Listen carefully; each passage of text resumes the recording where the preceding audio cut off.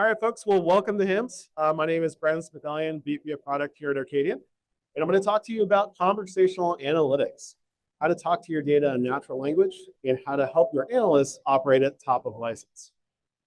So one of the most interesting innovations that we've had over the last couple of years is using large language models to help create SQL, to help create actionable analytics and plug that into your data assets with Data Lakehouse and operate off of that to give you actionable insights.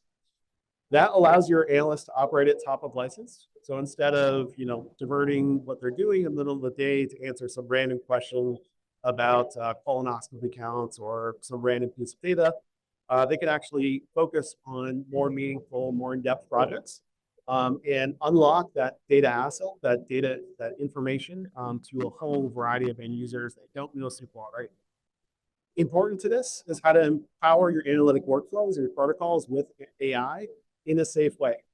So you don't want to use AI and then all of a sudden, a couple of months from plugging that in, have a security breach, have a major misinterpretation of the data or something that you need to react. So what does today look like? Well, with your scorecards and reporting, you have limited insight due to a balance of too much to do, too little detail. Your scorecards are typically non-interactive. They give you a snapshot and data that you're handing off to the provider to report, but not able to interact with that. So one common problem that you run into is that providers, folks that are consuming that information, then have questions. You want to know more about why they're challenged on a particular area, why a trend went down on their risk capture. They really want to be able to explore that, get more detail, get more action out of it. The other is that customizations are expensive. So as you go through and you're trying to tweak the presentation of your data in those scorecards, in those really well-crafted, highly curated dashboards, you want to maybe just have a quick tweak or two, but that's costly, right? That takes a high-cost resource to be able to drive that, and that obviously then goes into a report queue that can be problematic. The other aspect is that it's difficult to meet a diverse set of stakeholders. So in healthcare, you're dealing with executives, you're dealing with directors of top health, you're dealing with folks maybe in revenue cycle, a very diverse set of needs across a wide variety of functions, being all tapping into the same data set, which means that those analysts have to meet a huge amount of use cases to do their jobs. And that's obviously challenging. And then lastly, the kind of skills that are required to be able to produce this high quality scorecards, reports, is very in demand and creates these unicorns in your organization. So you need to figure out how to help them to operate at their top of their license. Otherwise, they're just going to get dragged down into unwanted details. So what's a solution for this? So as we think about conversational analytics, this is a path for us to take natural language and convert that into SQL, convert that into a data query that hits your back end. And here you can see how is Northwest Health performing in our contract? Like a pretty common question that might come up in a board meeting or a provider talking to the specific support staff. Now, normally that might flow through an analyst. That might be somebody that you have to get them to write SQL to pull up that information. That means that person has to be trained in healthcare and to be able to break that problem down, that question down. What is an MA contract? What is Northwest Health? Does that mean the exact description of like a provider hierarchy or something that exists in your data set? Or do they need to have some kind of interpretive skills there to break it apart? So the answer here is actually being generated by AI, where it's forming a sweet query, and then it's exploring the data. It knows enough about your data set and your context, your value-based care context, will be able to explode out that use case into additional problems. And here, you can see that we're following on, we're really digging at that data.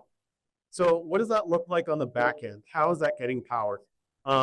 This is where we have a swarm of agents on the back end to be able to operate on your information, on your data, that take that question, that break the question apart, but are able to take that question and really kind of deconstruct it to understand, are you asking about MA? What does MA mean in your context, in your organization? What are the contracts that are relevant for Northwest Health? Again, kind of what does that mean in your organization? How does that break down? And then off of that, be able to take that information to a natural language query. How do you construct SQL or some kind of data query language off of that question so that it can hit the data asset? And how do you do that in a way that's safe? How do you ensure that the appropriate PHI constraints, those safeguards are in place so that you're pulling up the appropriate data? Then execute it. And then once you have the return, once you have the data back, how do you interpret the results for the end user in such a way that you can produce natural language? So you're not just going to spit out a giant table, a giant, thousands and thousands of rows of information back to the user. You want to synthesize that to the necessary highlights, so that the key points that are relevant to the first part there of the question. So taking that result back and then following up, and then having the context of the original question to know what that follow-up question might look like. So if I started off my conversation with the agents and saying like, hey, tell me about performance in MA contract, 3 or 4 questions down, if I'm talking about colonoscopy screening, I should understand that I'm in the context of an MA conversation, right? But I need to hold on to that thought as I go about and explore the data. So for Arcadia, we're plugging this into our goal tier. That's our well-constructed, enriched data set in our data platform.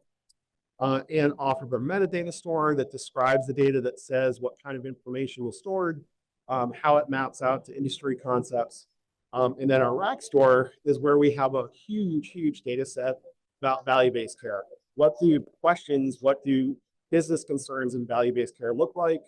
How does that then devolve into your questions and what the end user might care about? So as those questions come in, they then become features. So that important point there is highlighting the fact that as users are interacting with the system, as they're asking questions of it, we need to understand what works. If I ask a question about how I'm doing in MA performance or a particular part of the hierarchy or particular provider organization, and then I immediately jump out of the app, that's bad, right? Like that means that the user doesn't care or didn't believe the result. So we need to have some kind of feedback loop to be able to reinforce that information, to reinforce that either a positive result came in or a negative result came in to help with subsequent queries, subsequent results. So I'm very excited about this innovation. We're starting to roll this out in different parts of our application, both in terms of enabling seed SQL queries for our analysts so that they can quickly write a query to a database without having to know the specific columns or fields. So it helps to quickly accelerate those beginner analysts. It also helps to take those analysts that are getting bogged down today and that may be in constant firefighting mode, constantly answering questions to specific providers, and allow them to really focus on more complex tasks, more in-depth reports and dashboards. And then another key thing that this helps with is really reduce the time from asking that business question to when you can act. So currently, if you're in a board meeting, if you're having some higher level discussion about performance concerns on a particular part of your organization, it may take a day or two for you to get an answer about what's actually going on with your data if that's not already built into your dashboard or reports. This allows you to explore your data much more rapidly and get to the act part, which is obviously critical for any organization. And most importantly, security.